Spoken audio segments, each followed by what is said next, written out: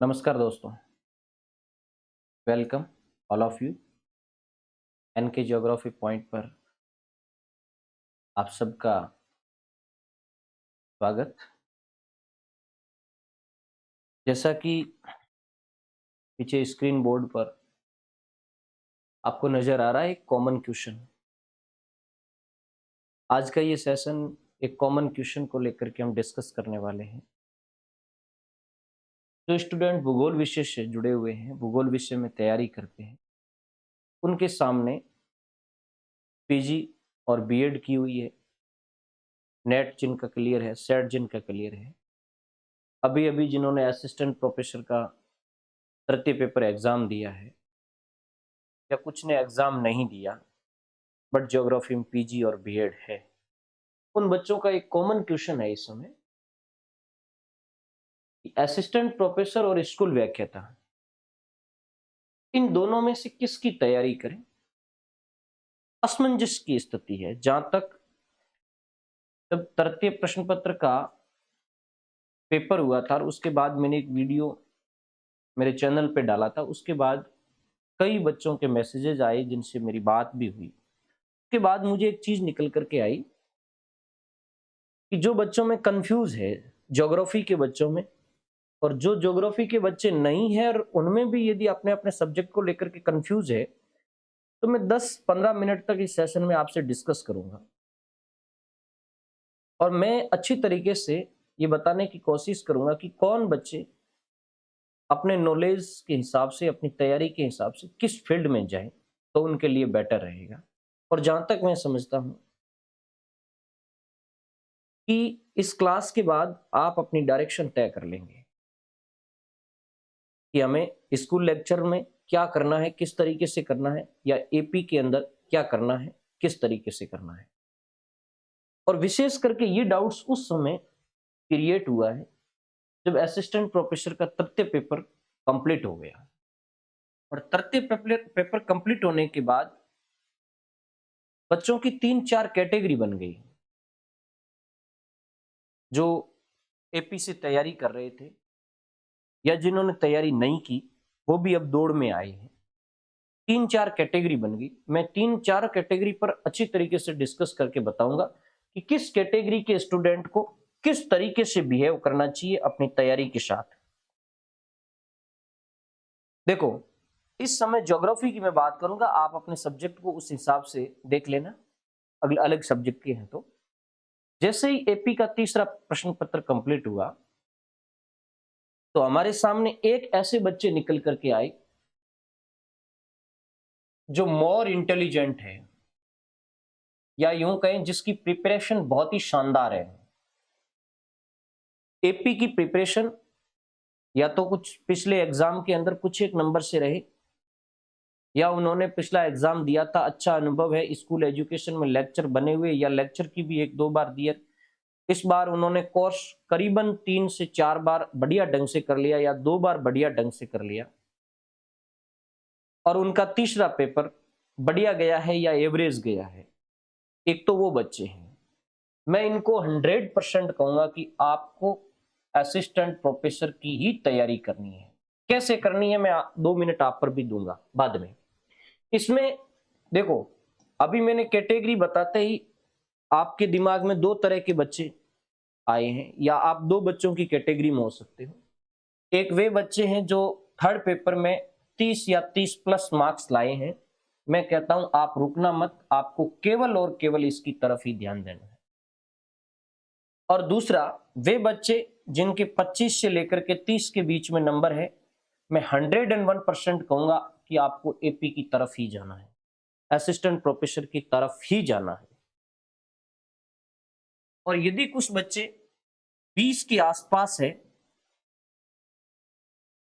और आपने सब्जेक्ट को बहुत अच्छा पढ़ा है, तो थोड़ी सी सिस्टमेटिक तैयारी करने की आवश्यकता है। वो भी मैं आपको बताऊंगा कि इन बच्चों को किस तरीके से तैयारी करने की जरूरत है। मैं केवल ज्योग्राफी की बात कर रहा हूं। एक तो ये बच्चे निकल करके आए, एक ऐसे बच्चे निकल करके आए हैं जो असिस्टेंट प्रोफेसर की पहली बार तैयारी कर रहे हैं, लेकिन इस बार उन्होंने डट कर की तैयारी की है,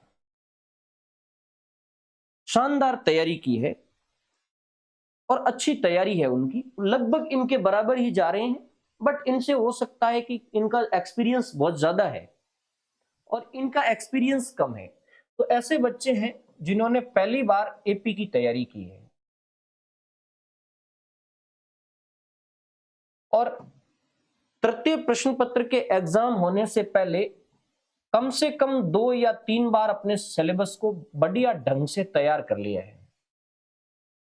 और सिलेबस का मतलब मैं ये कह रहा हूं कि उन्होंने पॉइंट टू पॉइंट सारी यूनिटें पढ़ी है, फर्स्ट पेपर और सेकंड पेपर 1 या 2 बार क्लियर कर लिया है। इन बच्चों को भी डाउट नहीं होना चाहिए।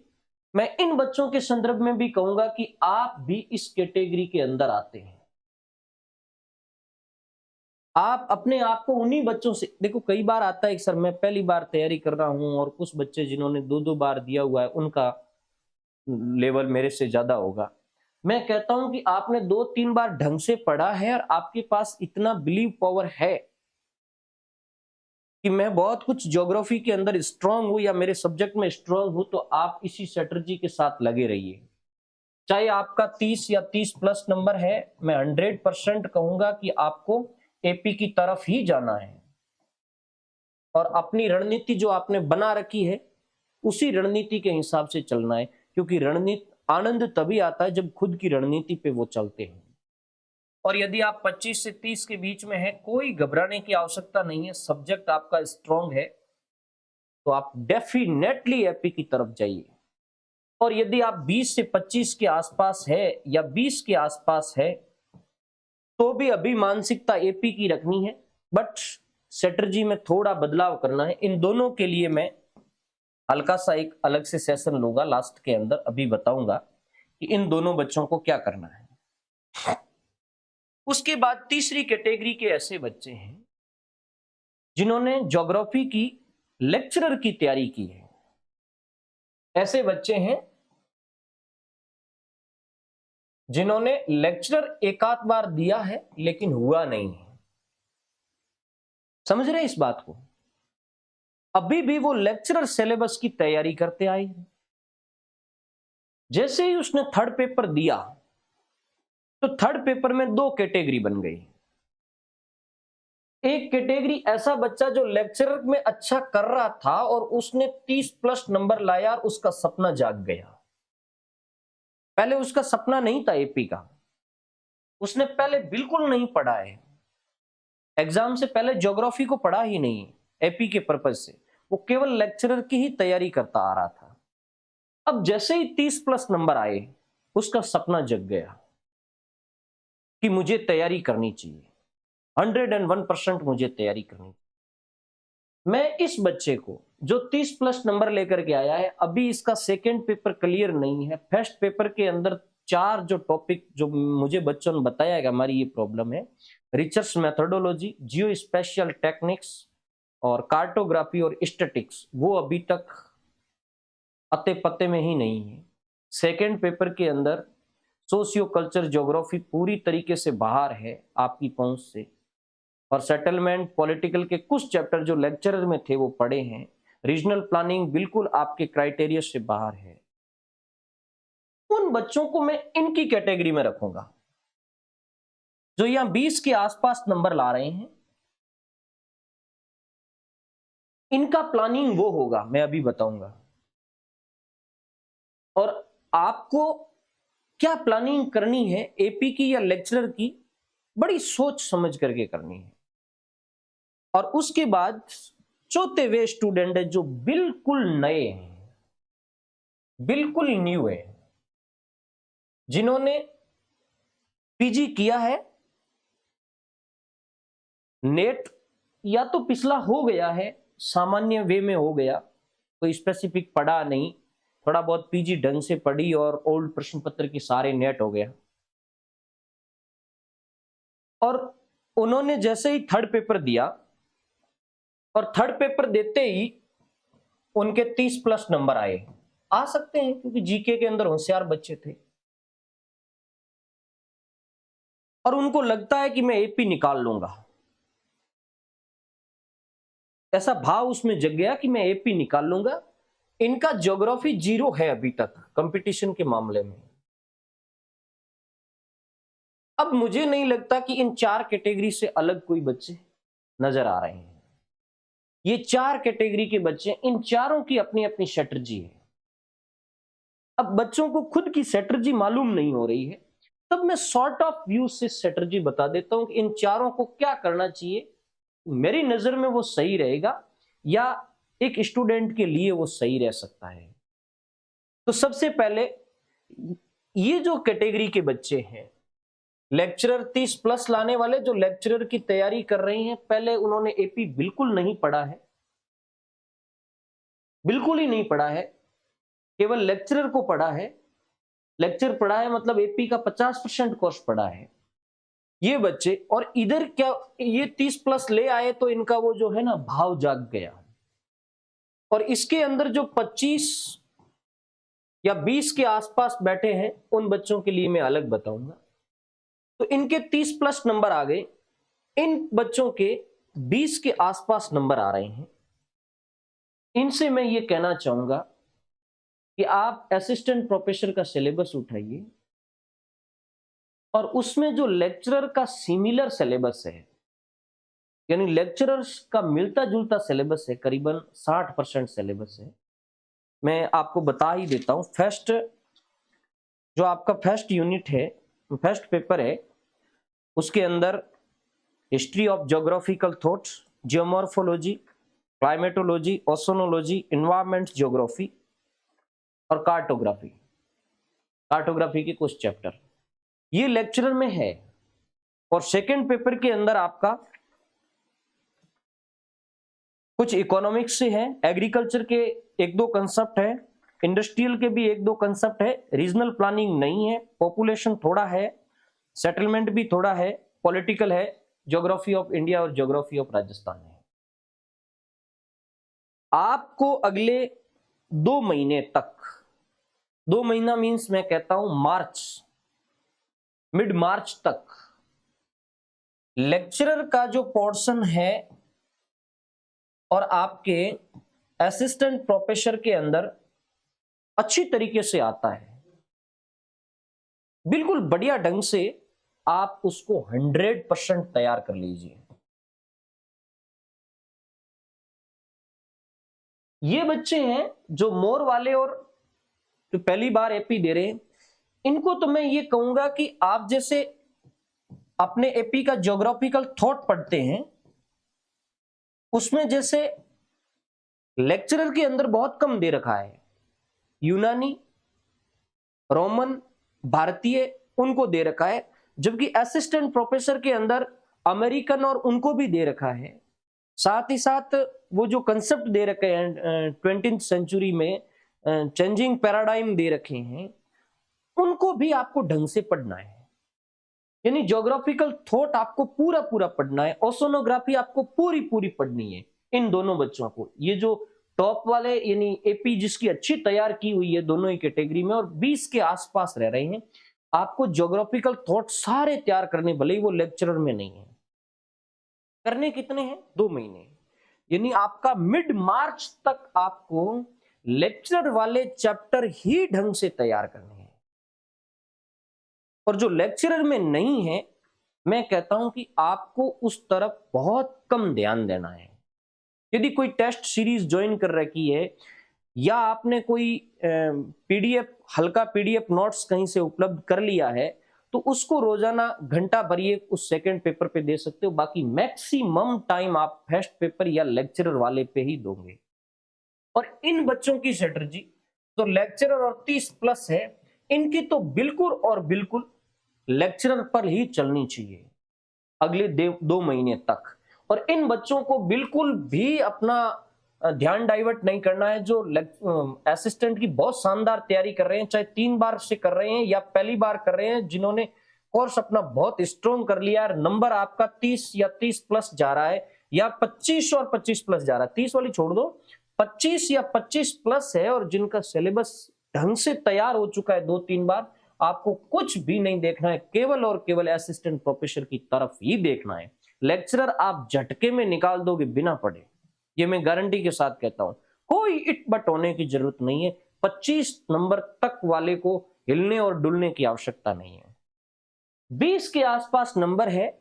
और दूसरी वे कैटेगरी के बच्चे जो लेक्चरर की तैयारी कर रहे थे आज तक, जिसने एपी का बिल्कुल तैयार नहीं किया है और अभी 30 के आसपास नंबर आ रहे हैं या 30 प्लस आ रहे हैं, उन बच्चों के लिए मैं कहूंगा कि अगले 2 महीने तक यानी मिड मार्च तक आपको केवल और केवल लेक्चरर में जो चैप्टर है वो असिस्टेंट के अंदर भी है, उसको बढ़िया ढंग से तैयार करना है। अब कहां से तैयार करना है ये मैं आपको बाद में आगे बताऊंगा। अब आपको अपनी स्ट्रेटजी समझ में आ गई होगी इन बच्चों को। अब वो बच्चे रह गए जो लेक्चरर की अच्छी तैयारी कर रहे हैं लेकिन 20 से भी नीचे हैं, 20 से भी नीचे हैं या 25 के आसपास है।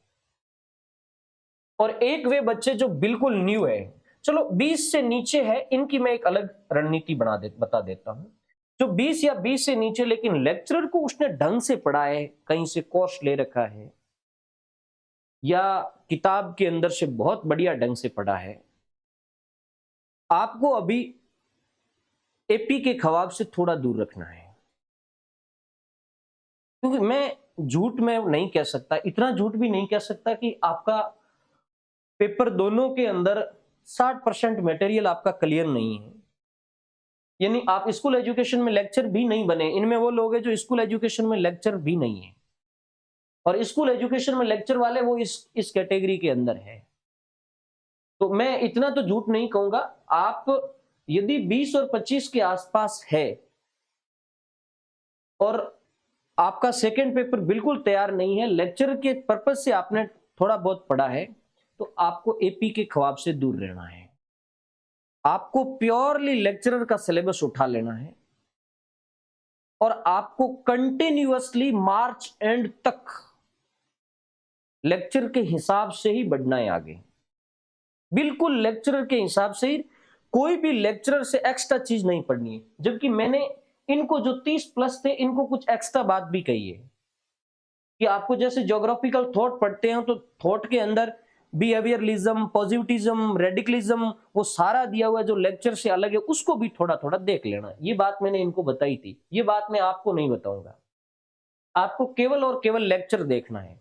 इंडिया और राजस्थान ज्योग्राफी पर आपको ज्यादा जोर देना है एक बार की, और मार्च एंड तक कंटिन्यूअसली चलना है। उसके बाद अपना एक सिनेरियो निकलेगा, इन सबको कह रहा हूं कि उसके बाद अपना एक सिनेरियो निकलेगा कि मार्च एंड तक यदि आती है तो लेक्चर की भर्ती आ जाएगी, नहीं तो फिर मई जून के बाद में आएगी। तो उस समय तक इन बच्चों को जो मार्च के बाद है, इनको मैं बताऊंगा कि आपको मार्च के बाद क्या करना है, और इनको भी देखेंगे क्या स्थिति रही है आपकी मार्च एंड तक। उसके बाद हल्का कहीं से नोट्स लेकर के और आपको एपी की तरफ जाना है, बट लेक्चरर आपकी पहली प्राथमिकता रहेगी। ये जो 20 और उसके आसपास के बच्चे हैं। उसके बाद बिल्कुल न्यू बच्चे हैं जिन्होंने ज्योग्राफी को केवल ग्रेजुएशन या पीजी लेवल तक पढ़ा है, उन बच्चों को अभी भले ही आपके 30 प्लस नंबर आए हैं या 35 नंबर आ गए हैं, आपको एपी की तरफ नहीं जाना है, आपको अभी लेक्चरर की तरफ ही रहना है। क्योंकि मैं सही बात बताऊं तो असिस्टेंट प्रोफेसर का सिलेबस इतना लंबा है कि आप 4 महीने तक उसको एक बार रीड नहीं मार पाओगे। आपके लिए, इनके लिए जो बिल्कुल न्यू है, इनके लिए तो आपको तो लेक्चरर का सिलेबस निकालना है बाहर और लेक्चरर के हिसाब से ही आपको तैयारी शुरू करनी है। किस तरीके से तैयारी शुरू करनी है ये भी मैं आपको बता दूंगा अभी। अब थोड़ा अपन आ जाएं कि एक बच्चों का कॉमन क्वेश्चन था, लगभग सबका था, कुछ मोर वाले थे उनके लिए इतनी प्रॉब्लम नहीं थी। एक तो था मैटर कहां से पढ़े, एक था कठिन चैप्टर कहां से पढ़े, और एक था ऑनलाइन पढ़े या नहीं पढ़े। ये 3 वाजिब प्रश्न थे आपके। इन तीनों पर भी मैं गौर दे दूं। सबसे पहले मैटर कहां से पढ़े। जो मोर तैयारी कर रहे हैं जिसने अच्छा कर लिया है इसमें, ये पहली बार वाले जिनके 30 या 30 प्लस या 25 प्लस है, इधर भी 30 प्लस है, आपने अपना पुराना जो भी मैटर जहां से भी पढ़ा है उसी को पढ़ते रहे। मैं आपको कोई डाइवर्ट नहीं करना चाहता हूं।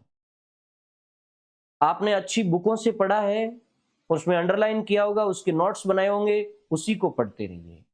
आपकी एक रणनीति होनी चाहिए कि मुझे 1.5 महीने में एक बार मेरा कोर्स बढ़िया ढंग से पूरा कर लेना है।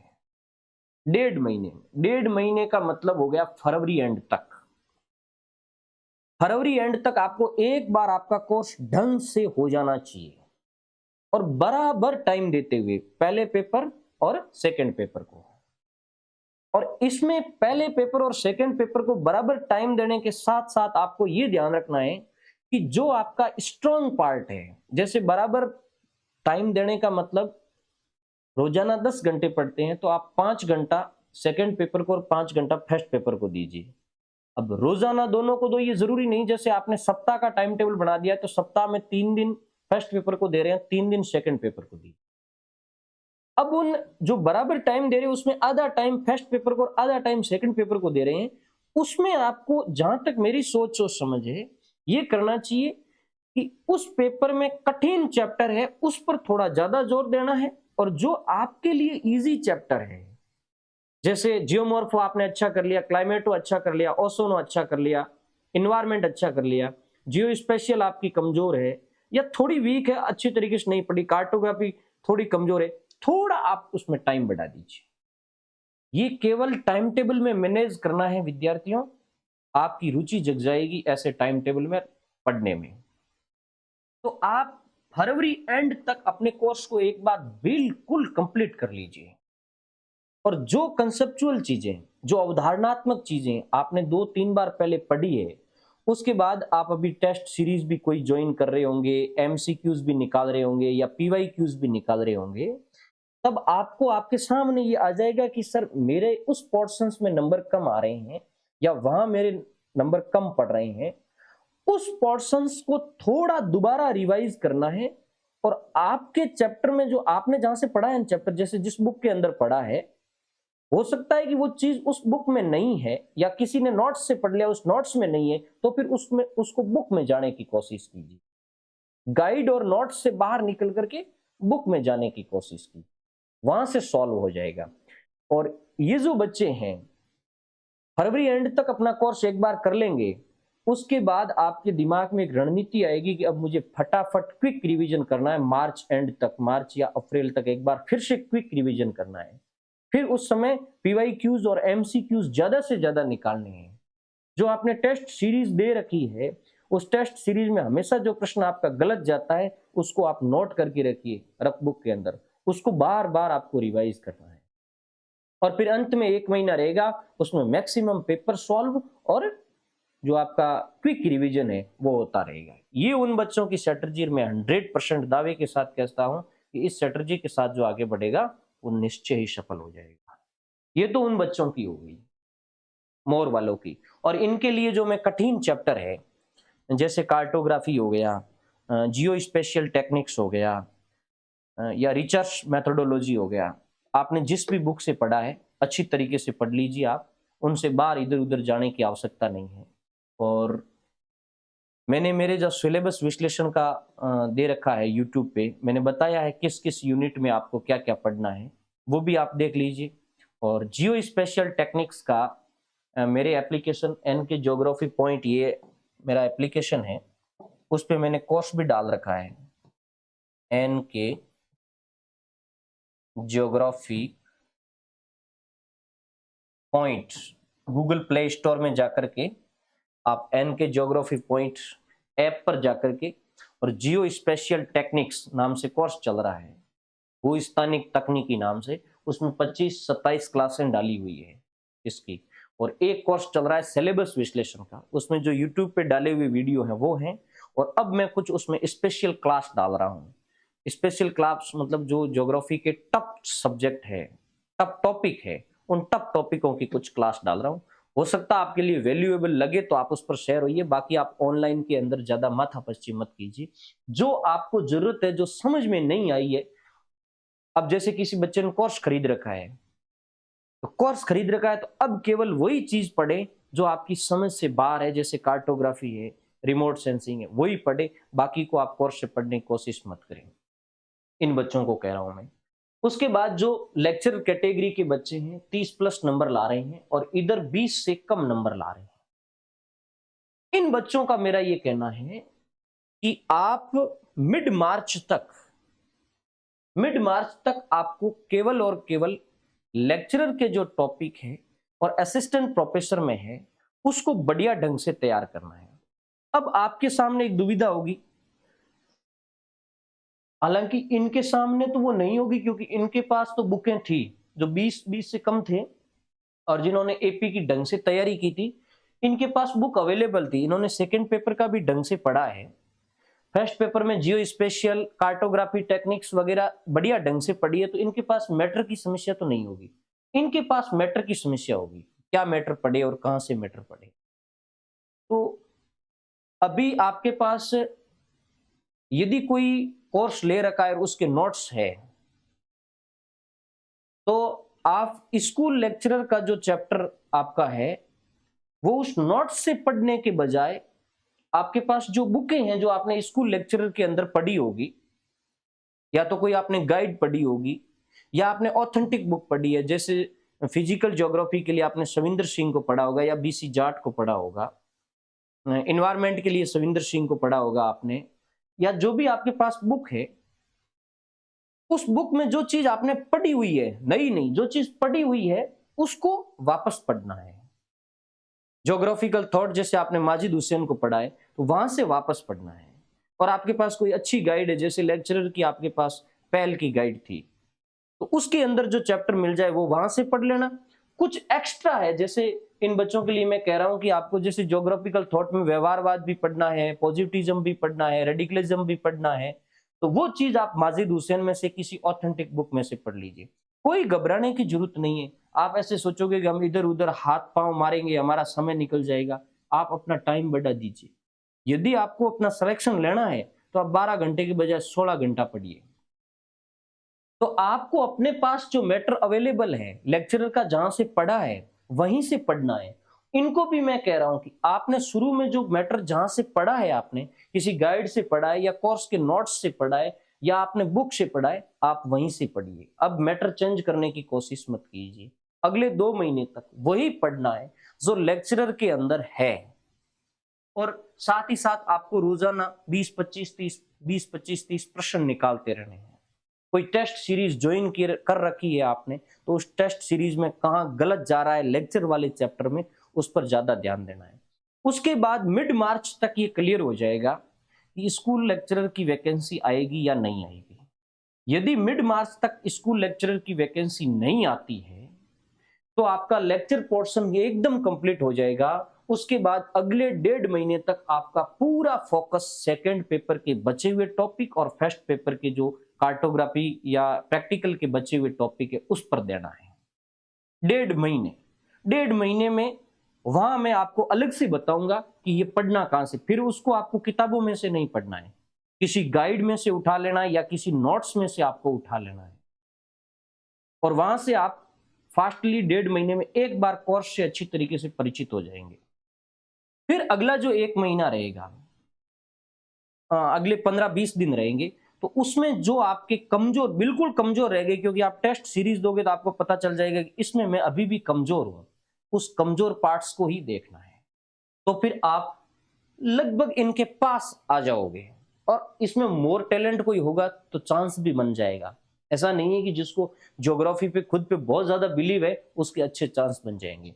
और यदि मिड मार्च तक स्कूल लेक्चरर की वैकेंसी आ जाती है तो मैं 100% ये बच्चे जो 30 के आसपास नंबर ला रहे हैं, 25 के आसपास नंबर ला रहे हैं, उनको हम वहां सेट कर देंगे लेक्चरर में।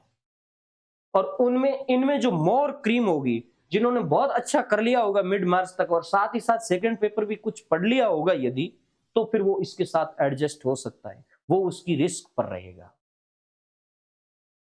तो ये यहां तक अपना मैटर क्लियर हो गया। उसके बाद इनमें जो 20 नंबर ला रहे हैं या बहुत कम नंबर ला रहे हैं वो बच्चे और जो बिल्कुल न्यू बच्चे हैं, इनकी स्ट्रेटजी बिल्कुल अलग होनी चाहिए। आपको लेक्चरर का सिलेबस निकाल लेना है और इस समय आपको मैं लेक्चरर के लिए अलग से एक क्लास लेकर के आऊंगा कि लेक्चरर की तैयारी करने के लिए हमें कौन सी बुकों का सहारा लेना है। बिल्कुल नए बच्चे हैं उनके लिए एनसीईआरटी को किस ढंग से पढ़ना है, यदि कोई कोर्स खरीद रखा है तो उस कोर्स को किस ढंग से पढ़ना है, इन सब चीजों को लेकर के अपन डिस्कस करेंगे। और आपका पूरा पूरा जो फोकस है वो लेक्चरर की तरफ होना चाहिए। जीरो से शुरुआत कर रहे हो तो एनसीईआरटी से आपको शुरुआत करनी है, एनसीईआरटी से, या फिर एनसीईआरटी का स्तर आपका अच्छा है तो फिर आप माजिद हुसैन से या बीसी जाट से शुरुआत कर सकते हैं। ज्योग्राफिकल थिंकर से और फिजिकल ज्योग्राफी से आपको शुरुआत करनी है। आपका जीके जैसे ये 30+ नंबर लाए हैं तो आपका जीके अच्छा है तो इंडिया ज्योग्राफी और राजस्थान ज्योग्राफी को थोड़ा ज्यादा पढ़ना है अभी। तो इंडिया और राजस्थान कवर हो जाए तो वहां भी एक पॉसिबिलिटी बन जाएगी और फिजिकल ज्योग्राफी भी जाएगी। 3-4 महीने के बाद आपका फिजिकल पार्ट्स भी अच्छा हो जाएगा, इंडिया और राजस्थान भी अच्छा हो जाएगा। तो थोड़ा बहुत लेक्चर नहीं आया तो महीने भर के लिए अपन एफर्ट करेंगे, बट मैं नहीं समझता हूं कि वहां एफर्ट का कोई फायदा होगा। लेकिन आपकी मानसिक संतुष्टि के लिए एक हल्का एफर्ट कर लेंगे। हो सकता है कि इसमें मोर टैलेंट हो, उसका इंटरव्यू कॉल हो जाए तो एक बेनिफिट, एक अपने आप में एक मोरल सपोर्ट रहेगा। तो इनके लिए मैं अलग से एक क्लास लेकर के आऊंगा, आपको क्या चीज पढ़नी चाहिए, किस तरीके से पढ़नी चाहिए। बाकी असिस्टेंट प्रोफेसर की तैयारी करने वाले जितने सारे मोर ओवर बच्चे हैं उन सब के लिए मैंने बुक का भी वीडियो डाल रखा है। और इस समय आपको जो कठिन चैप्टर है उसकी तरफ थोड़ा सोच समझ करके और ध्यान देना है। सबको बराबर, मतलब जो मोर तैयारी करने वाले बच्चे हैं सब चैप्टर को बराबर वेटेज देना है। इस भ्रम में मत रहना कि मेरा जियो स्पेशल यानी मेरा प्रैक्टिकल कमजोर है तो मैं फिजिकल में मोर हूं तो वहां निकाल दूंगा। गलत बात है, आपका आइडिया गलत है। क्योंकि सेलेक्टर बच्चे होते हैं वो फिजिकल हो, ह्यूमन हो या फिर प्रैक्टिकल हो, उन सब में बराबर होते हैं, एक जैसे होते हैं। और एक भी आपका चैप्टर कमजोर नहीं होना चाहिए। यदि आपको कोई चैप्टर जैसे रिसर्च मेथोडोलॉजी के अंदर नहीं मिल रहा है, कार्टोग्राफी में नहीं मिल रहा है या स्टैटिक्स के अंदर नहीं मिल रहा है, मेरे सामने भी ये समस्या आई थी, आप गूगल सर्च करके उसको निकालने की कोशिश कीजिए, यूट्यूब पर सर्च करके निकालने की कोशिश कीजिए। बल्कि ज्योग्राफी वालों के लिए मैं कह रहा हूं कि मैंने बहुत कुछ आपके लिए इजी करने की कोशिश की है। सिलेबस विश्लेषण के वीडियो डाल रखे हैं यूट्यूब पे, सारा बता रखा है। 2 क्लासों का अभी बाकी है, उसका भी मैं जल्द ले आऊंगा क्योंकि इस समय लेक्चरर का मेरा कोर्स चल रहा है तो उसमें थोड़ा बिजी हूं मैं। और साथ ही साथ असिस्टेंट प्रोफेसर के लिए स्पेशल क्लास मैंने शुरू कर दी है। एनके ज्योग्राफी पॉइंट पे एक कोर्स चल रहा है सिलेबस विश्लेषण नाम से, असिस्टेंट प्रोफेसर सिलेबस विश्लेषण। उसमें अभी से मैंने स्पेशल क्लास शुरू की है। हर तीसरे चौथे दिन एक क्लास आएगी जो बिल्कुल अलग होगी, ये जनरल टॉपिकों की नहीं होगी। मुझे लगता है कि ये टॉपिक बच्चे को आसानी से समझ में नहीं आते हैं, जैसे रिसर्च मेथोडोलॉजी उसमें डालूंगा, कार्टोग्राफी उसमें डालूंगा और स्टैटिक्स डालूंगा। और कुछ चीजें हैं जैसे रीजनल प्लानिंग की हो गई या फिर इसकी एग्रीकल्चर और पॉलिटिकल की हो गई या इंडस्ट्रियल ट्रांसपोर्ट ज्योग्राफी की होगी, उसकी डालूंगा। लेकिन ऐसा नहीं है कि आप उस कोर्स में आने के बाद आप ये सोचे कि हमेशा यहाँ क्लास आएगी, हमेशा नहीं। मैंने जो पूर्व में मेरे विद्यार्थी जुड़े हैं उनसे मैंने स्पष्ट कहा था कि मैं आपकी डिमांड पर तीसरे चौथे दिन के बाद 1 या 2 क्लास जरूर लेकर के आऊंगा। तो वहां मैं आपकी पूरी कोशिश करूंगा कि जितने सारे जो कठिन चैप्टर है वो वहां आपके उपलब्ध हो जाए। धन्यवाद। नेक्स्ट सेशन के अंदर मैं लेक्चरर के लिए जो रणनीति है आगे की, प्योरली लेक्चरर के लिए, उस पर डिस्कस करूंगा।